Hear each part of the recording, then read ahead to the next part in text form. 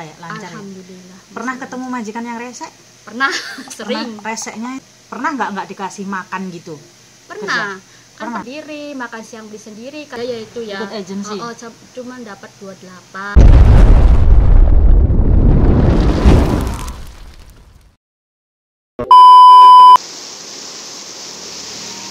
Itu kamu ikut agent apa sendiri, cari kerja sendiri? Ikut agent. Ikut agent. Aku dibawa temen orang Lampung. Ikut agensi jadi? Iya, ikut agensi. Itu agensi itu tuh motong berapa? Kalau dulu kan emang masih kecil ya, masih 22 kalau nggak salah. Masih muda banget pas waktu dulu. Iya, itu 22 itu udah dikasihin semua ke aku, nggak tahu dia ngambil berapa dari majikan. Jadi gaji pertama itu 22. 22. Itu jobnya apa kerjanya? Ya sama. Ya sama, jaga orang tua. Tapi bener, jaga orang tua doang gitu. Nah terus habis itu pindah sampai berapa kali ke sininya udah? Berkali-kali? Ya iya. Aduh. Kan nggak netep kalau kayak gitu. Kadang yang resminya datang gitu. Nah ini yang terakhir, kerja yang paling terakhir ini itu sekarang maksudnya kerja jaga apa? Jaga pasien apa di kebun apa di apa? Enggak, di pasien. Aku semua jaga orang tua. Maksudnya lebih enakan jaga orang tua gitu daripada di kebunnya? Ya nggak tahu juga ya, kan masing-masing. Tapi pengalaman aku itu cuman di jaga orang tua.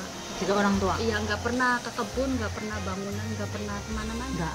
Tapi selama ini maksudnya alhamdulillah masih lancar lah ya, lancar. Alhamdulillah. Ya? Pernah ketemu majikan yang rese? Pernah, sering. Reseknya itu serese apa? Maksudnya seitunya itu, sejahatnya itu, jahat yang seperti apa? Apa disiksa, apa nggak dikasih makan, apa nggak dikasih uang gitu kan banyak ya? Enggak, kalau disiksa enggak dikasih uang juga enggak. Ya mungkin pelit ya, termasuk pelit. Ama rewel, bawel gitu doang. Jadi kita itu udah kerja, bener-bener kerja, tetap disalahin sama dia itu, jadi nggak dihargai lah. Gitu. Cari-cari salah terus. Kayak gitu doang. Kalau disiksa nggak pernah sih, alhamdulillah. Terus kalau kerja kayak gitu ada sarapan dan ada makan siang nggak? Pernah nggak dikasih makan gitu? Pernah. Pernah dapat majikan. Ya pernah dapat majikan jaga akong. Kemungkinan dia itu ngartinya itu apa ya, gaji segitu itu udah bersih, jadi nggak peduli sama makanan kita. Jadi ya terpaksa kitanya juga harus beli sendiri gitu loh, sarapan beli sendiri, makan siang beli sendiri, karena pas waktu itu kan jaga akong, terus pakai selang susu itu, pikuan itu, jadi kan jadi di rumah itu kan nggak ada makanan apa-apa gitu loh. Nggak dikasih sama sekali? Nggak, soalnya majikan juga nggak tinggal di situ. Nah terus itu kamu dapat gaji berapa pas waktu itu? Aku ikut agent juga ya itu ya. Ikut agensi? Cuman dapat 28. Dikasih 2.800. Terus tapi nggak dikasih makan kamunya?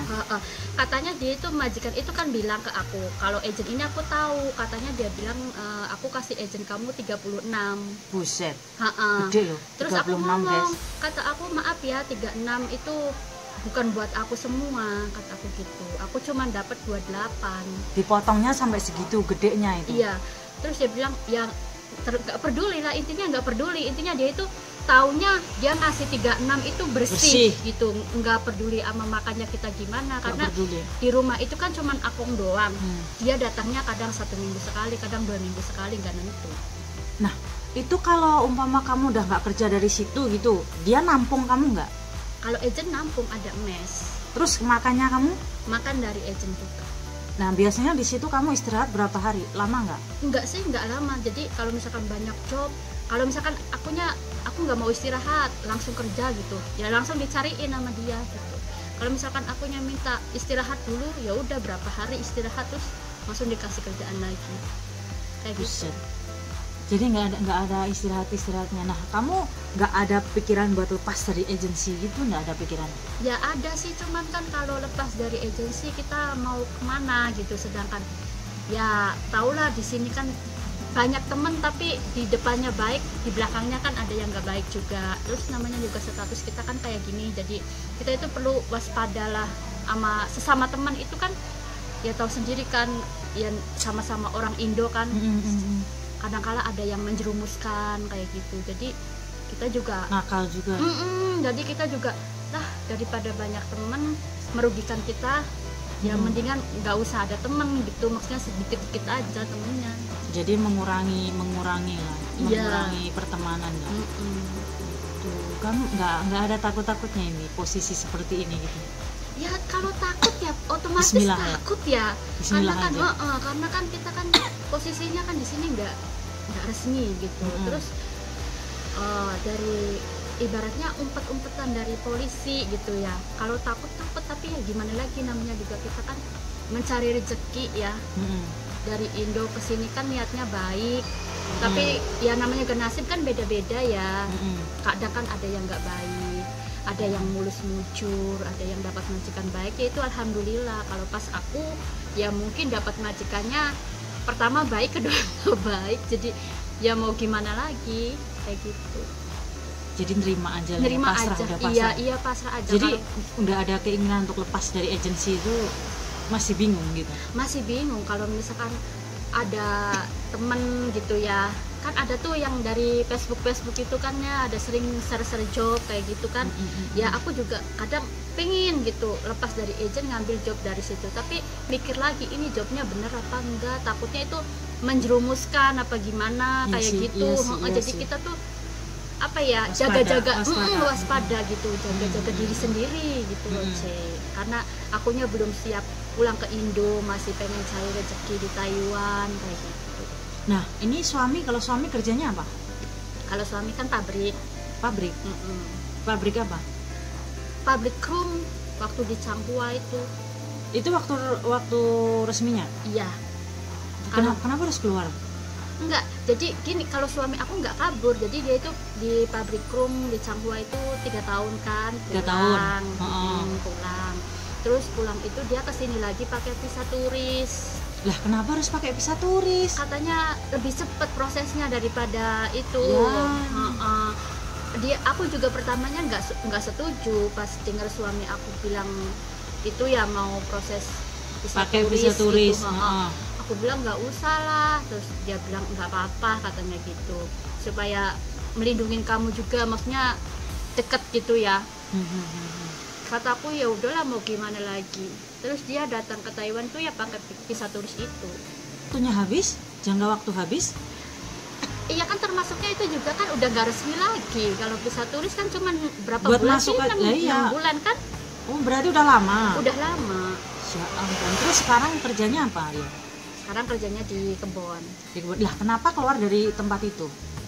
Nggak keluar. Pas sekarang kan lagi Bangkrut. itunya. Nggak bangkrut juga sih, apa sih ya, kebanyakan kerjaan nggak ada gitu. Ya udah Jadi, sama ngurangi karyawan lah. iya kayak gitu. Jadi kata bosnya nanti kalau misalkan pas musim dingin kan mungkin daunnya lebih banyak lagi tuh. Nanti kalau misalkan dia belum kerja ya dipanggil lagi, suruh balik lagi ke situ. Nah, itu kalau kerja di tempat itu satu harinya berapa? 1.200 katanya, tapi itu bersih, dikasih makan apa kayak gitu. Udah dikasih makan, udah Kasih dikasih mes. mes. Nah, itu bagus itu. Itu Terus, bagus kalau 1.200 sudah cukup semuanya, berarti bagus. Iya. Terus majikan juga melindungi kalau dia. Majikannya.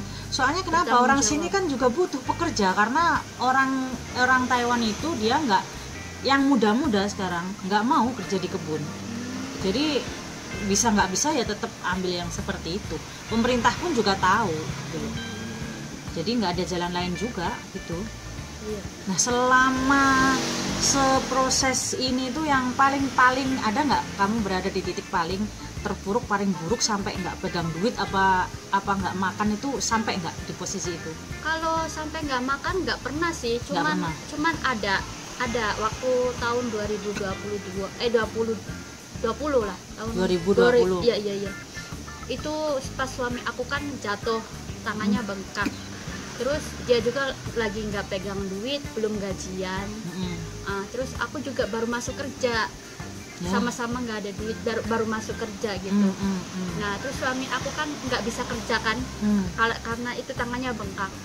Terus dia sama bosnya itu suruh keluar dulu katanya. Lah keluar dulu kan tinggal di mana ya, kalau nggak di warung Indo atau di hotel kayak gitu kan harus pegang Harus uang pegang duit. gitu loh. Sedangkan dia aja cuman pegang 3.000 waktu itu. Nah, Iya. belum buat mijit itu tangannya, berobat apa, mana cukup duit 3.000 NT di sini ya. Terus dapat duit dari mana? Terus udah gitu dulu. Terus dulu kan, sekarang udah tutup ya? Iya, sekarang udah tutup. Terus itu apa namanya, aku bilang sama agent kataku aku boleh bon dulu nggak, kataku kan gitu. Terus agent aku bilang ya udah nggak, alhamdulillahnya itu agent akunya baik ya, pas di Ciayi itu alhamdulillahnya baik, katanya iya kamu mau bon berapa katanya. Terus aku bilang bon segini, terus dikasih. Ya itu buat nyambung hidup suami aku dulu sementara, soalnya ada saudara juga, aku bilang sama saudara mau ngambil uang aku sendiri, tapi malah dimarahin sama saudara aku, dimaki-maki sama saudara aku. Itu terpuruknya aku di Taiwan. Susah. Iya, susahnya di situ itu. Susah. Tapi kalau dipikir maksudnya nasibnya masih alhamdulillah. Alhamdulillah. Ya? Soalnya kan kadang di sini banyak yang mereka sampai mau makan aja kan nggak ada yang buat makan kan, harus nebeng di temen, tidur pun juga ikut temen kayak gitu kan.